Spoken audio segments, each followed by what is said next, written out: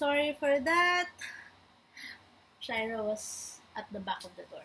So, yes, okay. So, in 1 Thessalonians 5, verses 12 to 13, it says there, "And we beseech you, brethren, to know them which labor among you, and are over you in the Lord, and admonish you, and to esteem them very highly in love for their work's sake, and be at peace among yourselves." Okay? Let's focus on the verse, respect those who labor among you and are over you. Okay? Emphasize on that. Among you and are over you. Ano ang difference? Okay? Again, let's go back to the meme na sinasabi ko. What's the difference of a leader and a boss? Nakikita niyo yan sa social media. May meme nun, di ba? Na parang, a leader is the one working with you. Yung boss, siya lang nakaganon. Makaupo lang siya silang, okay, do this, do that. He's the one giving instructions. But a true leader, siya yung tumatrabaho together with everyone else. So, ano yung sabi sa Thessalonians? Respect those who labor among you. Kasama mo siya nagli-labor and are over you. Kasama mo siya nagli-labor pero above siya sa'yo. Leaders or true and real leaders work with you. Okay? They work along with their members and their subjects, or in the case of the church, with the members. Okay? Gift of administration is different from gift of leadership. Okay? Because gift of administration focuses on tasks and managerial skills. Okay? So, please don't get confused and wag niyo i-misunderstood yung difference ng gift of administration and gift of leadership, or wag niyo i-discriminate the people who have the gift of leadership. Okay? Okay, well, gift of administration is different from the gift of leadership because gift of administration focuses on tasks and managerial skills, while leadership is the one who connects and relates within the core. So, bakit pastors should have this gift? They have to connect with their members. Not necessarily they should have the gift of administration. Okay? Because those with gifts of administration or gift of administration, focus sila sa tasks and goals. And other members of the church or other people could handle that. But a pastor, a real anointed man of God, have to have this gift. It is a requirement. The one who connects and relates with the poor. Okay, in a battle, sa laban, yes. The captain or leaders of the troop, diba, is a certain troop has a captain or a leader. They're usually fighting with their fellow soldiers. Diba, in history, I'm sorry, I cannot name drop heroes, but diba, pag sabing sugod mga kapatid, yung leader, yung nauuna sa frontline. Frontline na nauuna pa, diba? Frontliners, yung leader, susugod. Siya yung mauuna. Ibig sabihin, he's giving the instructions as well the first move. Take note, the true leader gives the instructions as well as the first move. Hindi lang siya nagbibigay ng instructions. Siya rin yung gumagawa ng first move. Okay? At susugod din talaga siya among with other soldiers. Okay? Iba yung nagbibigay ng utos or orders lang. The one who gives orders are the one who has the gift of administration. Okay? Take note of this. And they have to be firm. Okay? Please don't discriminate the Christians who have the gift of administration because they have to be firm and tactical. Okay? Less emotions, less sensationals, yet vigor. Okay? What is vigor? V-I-G-O-R. Ano ibig sabihin ng vigor? Okay, according kay Webster, kay Merriam, vigor means active, ito pala, take note. Vigor means active body or mental strength. Active yung body, mental strength. What do you mean by that? Do you hear usually the cliche na mind over matter? Okay? Mas matibay dapat yung mental strength nila more than here. More than anything else. Okay? Those people or Christians who have the gift of administration, dapat ito yung pinaka matibay na part sa kanila. Mental strength, not just the knowledge, ha? Mental. Yung they have to be firm. Okay? Yet, or while the gift of leadership, hindi. Siya yung kasamang nakikipaglaban sa battle. While the one who has the gift of administration, siya yung busy-busy. Siya yung, okay, if you are familiar with this illustration, with money heist, okay, the one who has the gift of administration is the professor. Okay? And the gift of leadership is Berlin. If I'm right. If I'm right with the name, okay? Did you get that? If you're familiar with Money Heist. So, the gift of administration, siya yung nasa back. Siya yung gumagawa ng lahat ng researches, siya yung nagta-tactical planning, siya yung firm. Siya yung nag-iisip in advance. Siya yung nagpaplano ng lahat. But the one who has the gift of leadership, siya yung nakatoka dyan sa grupong yan. Pero together siyang gumagawa with them. Pero siya lang yung may last say. Based sa sasabihin ng the one who has the gift of administration. Okay? They are usually the ones na nagsasabihang o napagsasabihang walang puso or heartless. The ones who has the gift of administration. They just have to use their mental strength over emotions. Okay? That's the difference. That's why a pastor is preferred and required to have the gift of leadership more than the gift of administration. Okay? While those with the gift of leadership both compassion and strength. Kasi, bakit compassion? He can relate kasi he was working along with the others. Okay? And strength, why? Leader ka, ikaw ang dapat pinakamatatag. Ikaw ang pinakamalakas. Sila yung nauunang sumugod. Sila yung nagsasacrifice before their subjects fall down. If you are watching movies or shows na may regarding sa mga battles or mga war, diba? If you're familiar with that. In a battle, those real leaders ask their subjects to go and he will be the one to sacrifice or risk his life just to cover them and to run away. So parang, natamaan siya. Sabihin, oh leader! Oh leader! No, we will not leave you. Yung leader na yon, sabi niya, no, sige na, tumakas na kayo. Action to. Tumakbo na kayo, hide. Ako na lang yung magko-cover sa inyo. So example, in a battle, diba? Para lang yung subjects niya, ma-cover up niya. Kailangan siya yung mag-sacrifice. That's the true leader. So, it is very important nowadays that we would know the difference between the gift of administration and the gift of leadership. What is a true leader? He works among and along with the subjects. Hindi siya yung, okay, hindi sila yung unang tumatakas. Na parang, ayan na! Siya yung unang tumakbo. Iniwan niya yung subjects niya sa gera. They're not the ones who cover up themselves when the fight is on. Okay? Sila yung unang nagfo-forward to shield their subjects and show integrity and bravery. Okay? Hindi yung sila yung nauunang magpa-test. Okay? Hindi sila yung unang nagsasecure muna ng kayamanan nila, nagsasecure muna ng family nila. No. They are willing and would sacrifice themselves first bago yung subjects nila. I will do everything to protect these people. That's a true leader. Okay? Sila yung, at the end of the battle, diba? And also, bakit sila yung nauuna at sumusugod agad? To show integrity and bravery. Bakit? Leader ka nga eh. Diba? Pag sinabing, follow the leader. Kung ano yung ginagawa ng leader, yun susundin mo. So, kung hindi siya magpapakita ng bravery and integrity, how would everyone else would follow? Kung hindi siya yung role model, tamang role model.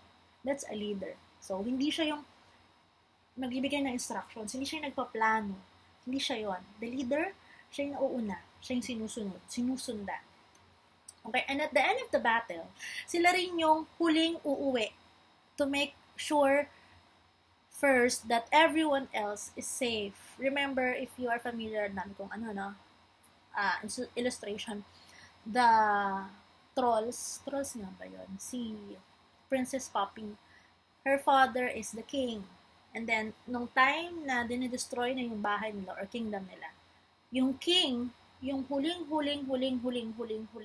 nakaligtas. Why? He made sure first that everyone was safe bago siya.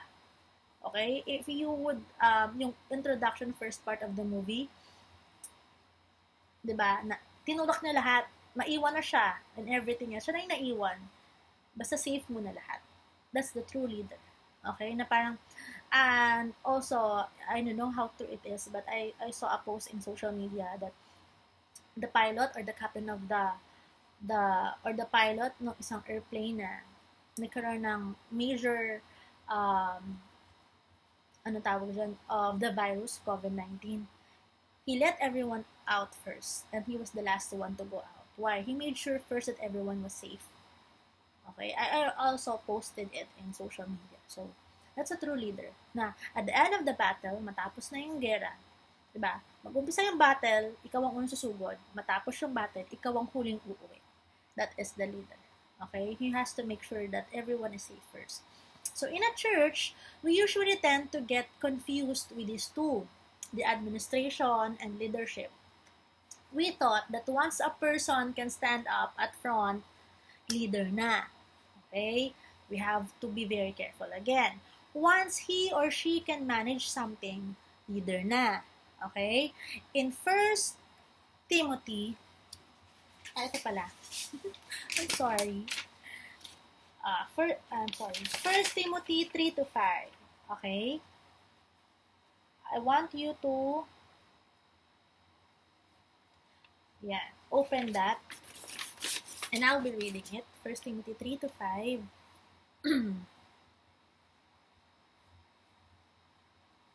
3 verse 5 pala. For if a man know not how to rule his own house, how shall he take care of the church of God?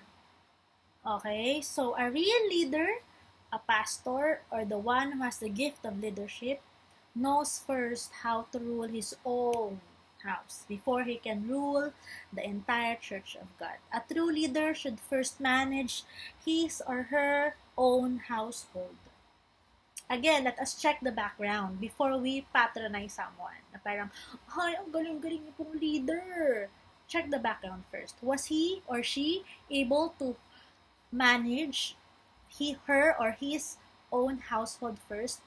Okay? In practical way, yung mga anak niya ba sumusunod sa kanya? Maayos ba siya sa pamamahay? Maligpit ba siya? Maayos ba siya sa management ng finances niya?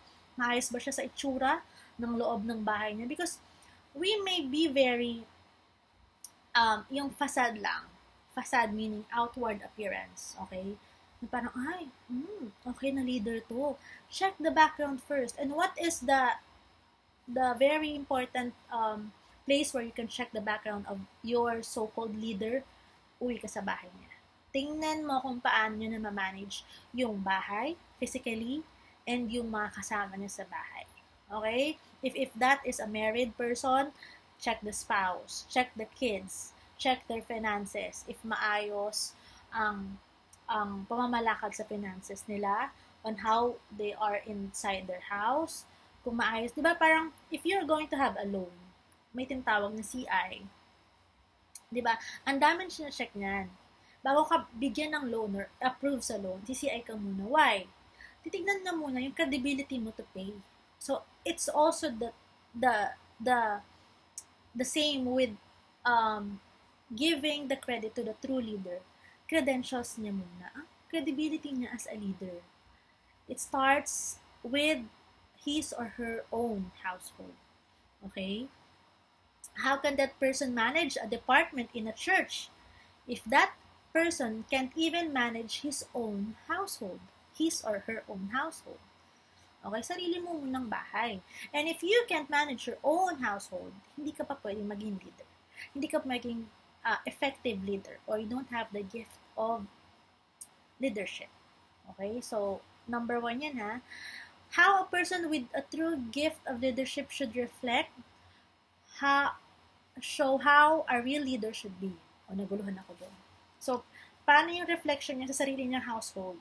Yun din yung magiging reflection niya on how a leader is that person. How a real leader is that person. Sometimes, we are blinded of what true gift of leadership should be. Diba? Let us learn how to be careful and ask for wisdom on how to discern people with the true gift of leadership. Again, a gift cannot be used as a gift if the intention is not to glorify God. Check the background first. Check the purpose. Check the intention. Okay? Is it for his or her own good only, to be praised, to be acknowledged, or it is to glorify God? If it is to glorify God, then it is a gift. Pero if not, check the background again. Okay? It can only be called a gift if its purpose or the purpose of the person is to glorify God. Okay? So, very timely yung part na yan. Kasi nowadays, especially in our government, we need real and true leaders. Okay? So, no more any comments about that. We just have to go through our last gift for this day, which is the gift of okay. Before that, the clarification between the administration and leadership. Okay? So, bakit sa pastor hindi ba siya kailangan meron siyang gift of administration then since he is a pastor? Okay, let's make this clear. A pastor, yes, should be the one making the decisions, okay, and everyone, and managing. But, the reason why we have deacons, okay, the reason why we have deacons, because they have, diba, as I mentioned before, a while, last part, yung gift of administration, yun naman yung requirement for the deacons. Because, kailangan nila yun. Because they're the one who give assistance and support sa pastor on making decisions and planning and organizing and managing the church. Okay? So, although in some churches, it is not called deacons, merong pastor for administration or assistant pastor. Okay? So, iba yon. We have to understand that. Okay? That category, that department. Bakit yung pastor hindi kailangan? If the pastor has both gifts, wow, it's a wow. But take note of it. May hirapan na yung pastor working along with his members and is also the one making the planning and the organizing and the managing. Ang hirap nung imagine mo si professor sa Money Heist, siya yung nasa computer. Tapos siya rin yung tatakbo dun sa mismo gagawa rin siya together with the members or the people. Diba? So, mahirap yun. Okay? So, it's a different thing. At bakit hindi administration ang ni-require sa pastor? Okay? Because, ang basic definition of a pastor is also a shepherd. Okay? So, a shepherd is the one taking care of the flock. So, he has to be related with the flock and have good relationship with the flock. Okay? Yun yung main definition niya, the shepherd. Okay? Hindi naman siya yung owner ng sheep. Hindi siya yung owner ng farm. Okay? 'Di ba? Si David was a shepherd boy. Okay? But hindi niya pag-aari yung sheep na yun. 'Di ba? Hindi siya may-ari ng farm, ng lupain. Okay? So let's go back to that. Iba yung administrator sa shepherd or sa leader. Okay?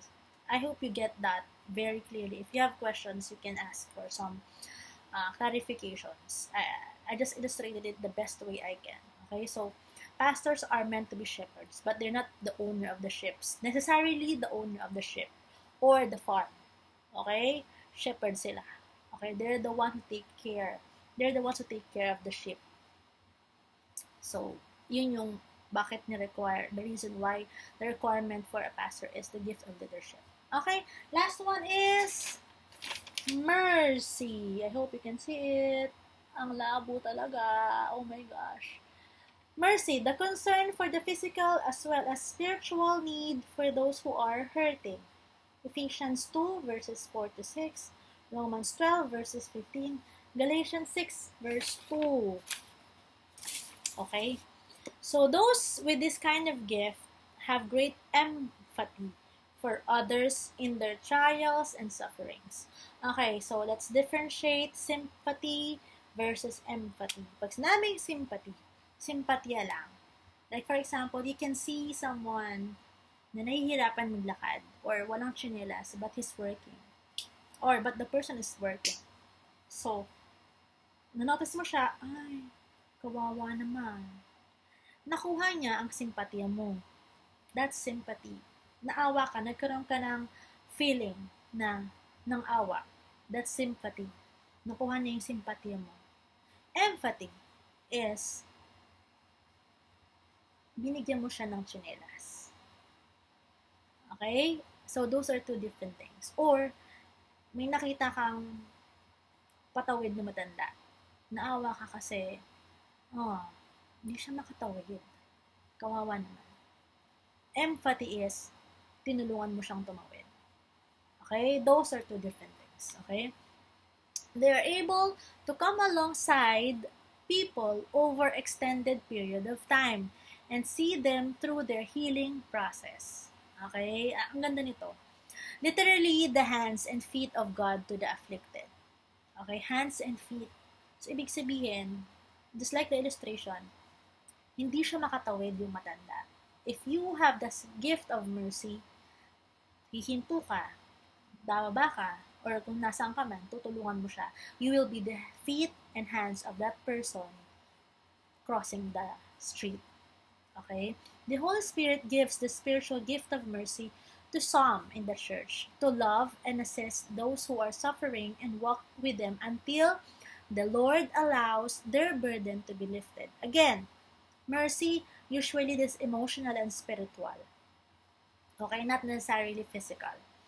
They were the ones who could weep with those who weep. Again, from Romans 12 verse 15, diba? Weep with those who weep. Again, diba? Hindi mo lang siya kinaawaan kasi umiiyak siya. Nakikiiyak ka rin. Diba? If I remember with our highs and lows, when somebody is crying, sharing with whatever highs and lows she has, nakatingin lang tayo or sometimes, naiiyak ka na rin. Parang garalgal moments. Okay? But, weep those who weep. And in Galatians 6 verse 2, they are the ones who bear one another's burdens. Hindi ka na niya tinitignan, naawa siya sa'yo, na nabibigatan ka. Sinasamahan ka niya. Tinutulungan ka niya kung ano man yung daladala mo. Those were really special gifts. Kasi they are really rare. Diba? They are sensitive to the feelings and circumstances of others and can quickly discern when someone is not doing well. Ramdam nila yon. The Holy Spirit is talking and working inside them. Nauwi si ganito. Iba yung nasa-sense ko dito. Ibang sense. Diba? Example, I have to name drop this. I don't know if she knows that she has this gift.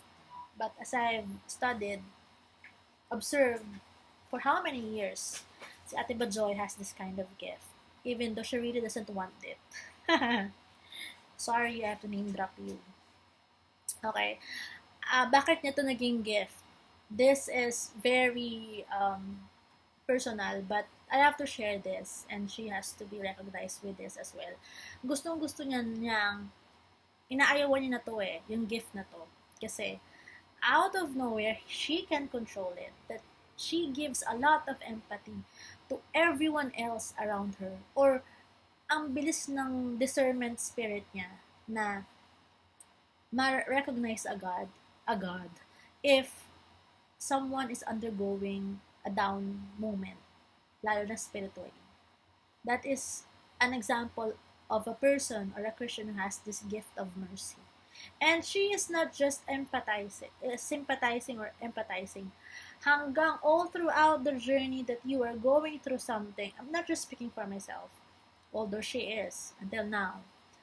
Kahit sino, hanggang sa this is what I have said, until God has lifted up their afflictions, hanggang matapos, she will go all throughout with you. So, she is an example of a Christian with a gift of mercy. Huwag niyo namang abusuhin. Okay? They're typically the good listeners and the ones who stay until you're okay. O, diba? The gift of mercy, people with the gift of mercy are the ones who stay until you're okay. Pero, we have to be very careful, especially with the girls. If some male or brothers are having this kind of gift of mercy, we have to be careful not to fall. Kasi baka they're just having or exercising their gift of mercy and they were just there to listen and to stay until you're okay. Ang nangyari, na-fall tayo. Oh, parang, bakit? Siya lang kasi, the lines na, siya lang kasi yung nandun. I needed someone. Paano kung gift of mercy lang yun? Na ini-exercise niya. And the Holy Spirit wants to comfort you through that person. Kaso na-fall ikaw. You're so weak, naging marupok. Okay? So, we have to be very careful. Okay? Example also is Winnie the Pooh. Or, I don't know if it's Piglet or Winnie the Pooh. Na parang, Winnie the Pooh or Piglet just wants to stay with each other. Wala na silang gagawin. But, you know, the memes na parang, okay lang, samahan lang kita. The typical, in our world, na parang, a friend na hindi mo kailangan explainan ng kahit ano.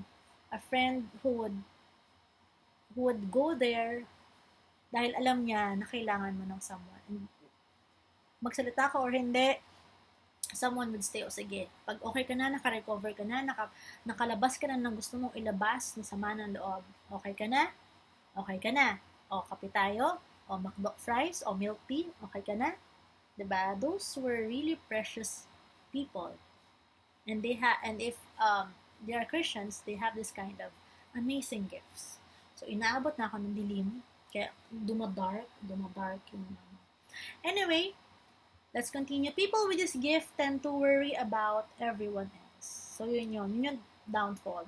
They can't help this, especially if they are using this gift with the right purpose. Okay, and that is to glorify God and be used for God. Imagine mo, those people with the kind of gift sa isang church, they worry too much. Lahat ng prayer requests, worry siya. So, ang hirap, no? One of the downfall of the people with this kind of gift is anxiety. Kasi they worry too much, okay? And it affects them. Anxiety, if not properly managed, can cause trouble mentally, physically, emotionally, and spiritually. Okay? So, what to do? Again, the Holy Spirit gave it. Okay? So, ask wisdom and help from the Holy Spirit. Diba? Again, ang Diyos lang ang nagbigay sa atin ng gifts na yan. At alam niya kung ano at paano ang gagawin dyan. So, whenever you have anxiety, for those who have gifts of mercy, if you are having anxiety attack kasi you worry too much because of the people around you, you care too much, you empathize too much because of your gift, you ask wisdom from the Holy Spirit. Lord, ano gagawin ko sa gift na to na binigay mo? Make it more useful. Okay? Most of all, He knows whom to give those gifts. Okay? For those 6 gifts that we have discussed, alam niya kung kanino ang karapat dapat na mabigyan ng kind of gifts na yon. Alright? Alam niya kung kanino ibibigay. Okay? So, those were our 6 list of gifts. We are going to discuss another 6 on this week, hopefully, before this weekend or after this weekend. Okay? So, keep safe. Please stay at your own home. Okay? So, if you have any more questions, clarifications, confusions, madilim na, okay? Please don't hesitate to send a message, private message or not. Okay? So, another 30 minutes have passed. Isang oras pala, no? Ganun pa talaga yung days natin. Anyway, I hope we have clarified and discussed according to your comprehension. If not, please send me a message if you want clarifications or kahit sa GC. Okay? So keep safe, be vigilant. Please stay at home and comply with the rules. Okay? And yes, stay healthy kasi that's the only way we can fight and boost our immune system. Okay? So God bless everyone. Bye, ladies. See you.